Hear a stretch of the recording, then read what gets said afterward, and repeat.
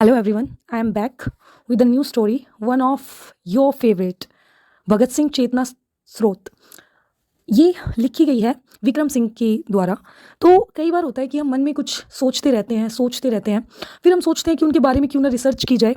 तो विक्रम सिंह ने भी भगत सिंह के बारे में सोचा और उनके बारे में लिखना शुरू किया, और उन्होंने इतनी अच्छी एक किताब लिख दी भगत सिंह के बारे में कि उनके सामने 3 बातें निकल कर आई कि भगत सिंह पुस्तकें पढ़ते नहीं थे बल्कि निगलते थे। मतलब भगत सिंह इतना डीपली स्टडी करते थे बुक्स के बारे में, और भगत सिंह में जानने की जिज्ञासा सदैव बनी रहती थी। दूसरी बात उनका डिटर्मिनेशन और जुझारूपन, और तीसरी बात उनकी सहभागिता का गुण। वो जो भी करते थे उस काम में पूर्ण रूप से सम्मिलित रहते और काम को अपनाते थे। ऐसे ही हमें भी उनकी जीवनी पढ़नी चाहिए और उनके बारे में और जानना चाहिए, भगत सिंह के बारे में, कि वो कैसे थे, उनकी फैमिली कैसी थी और उन्होंने हमारे लिए इतना कुछ किया। इसमें एक तेग बहादुर का फेज़ है। अभी द केरला स्टोरी भी आई, उसमें भी हमने देखा, और जब मैंने वो मूवी देखी तो मैं बहुत ज़्यादा इमोशनल हो गई। तो आइए इस बुक को रीड करते हैं। सन 1675, पंजाब। सूरज हूँ जिंदगी की रमक छोड़ जाऊंगा, मैं डूब भी गया तो शफक छोड़ जाऊंगा। This is about Guru Tegh Bahadur. Guru Tegh Bahadur was the ninth of 10 Gurus who founded the Sikh religion and the leader of Sikhs from 1665 until his beheading in 1675. He was born in Amritsar, Punjab, in India, 1621, and was the youngest son of Guru Hargobind, the sixth Sikh Guru. तो ये बात है, उनका sir कलम करा दिया गया था शाहजहाँ ने। और ये जो धर्म परिवर्तन की बातें होती हैं ये बहुत पहले टाइम से होती आ रही हैं। तो देखते हैं यहाँ पर क्या स्टोरी है। बहुत से लोग गुरु तेग बहादुर से मिलने आए हैं, उनकी दशा, उनके हालात बता रहे हैं। कई लोग अपने कटे हुए अंगों व घावों को दिखाते दिखाते रो पड़ते हैं। देश का वर्तमान शासक जुल्मी व संकीर्ण है। बाबा, जब शासक इतना जुल्म करता हो तो उसे कैसे रोकूं? बाल गोविंद ने पिता गुरु तेग बहादुर की गोदी में बैठते हुए पूछा। बेटा, अगर देश का कोई सच्चा और ईमानदार आदमी अपनी कुर्बानी दे तो उसे रोका जा सकता है। पिता ने समझाया। तो आप क्यों नहीं देते कुर्बानी? आप तो सबसे सच्चे ईमानदार हैं। यार, अब तेरा आदेश का धन्यवाद। तेग बहादुर ने ऊपर की ओर देखते हुए गोविंद को गले से लगा लिया। तेग बहादुर खड़े हो गए। आप सबके दुख व तकलीफ को मैं अपनाता हूँ। अब अगर कोई आपसे धर्म परिवर्तन के लिए कहे तो कहना कि अगर तेग बहादुर धर्म परिवर्तन कर लेंगे तो हम भी कर लेंगे।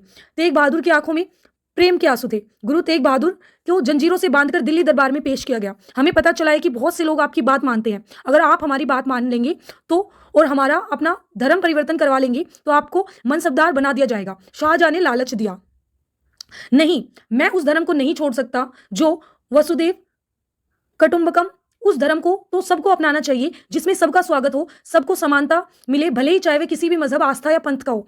हमारा धर्म तुम्हारे धर्म से बेहतर है। मौलवी साहब पूरी बात होने से पहले ही बोल पड़े। उन्हें शाहजहां के सामने बोलने का अवसर जो मिल रहा था। सभी धर्म प्रेम की बात करते हैं, कोई धर्म किसी दूसरे धर्म से बेहतर नहीं है।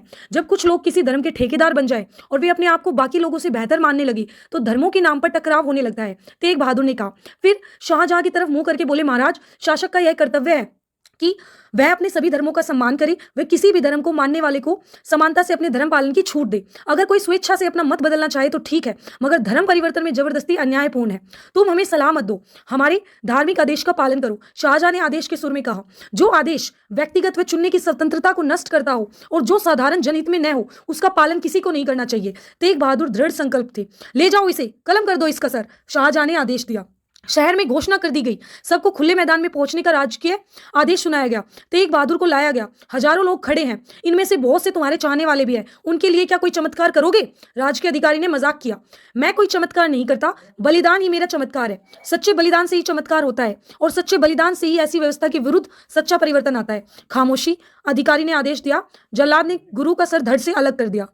तो ये धर्म परिवर्तन की बात थी। तेग बहादुर जी के पास आए लोग और बहुत बुरी हालात में थे, फिर उन्होंने अपना धर्म नहीं छोड़ा और उनको क्या करा, सर से धड़ से अलग करा दिया गया। वो शाहजहां जबरदस्ती मुस्लिम में कन्वर्जन करने के लिए उनको कह रहा था।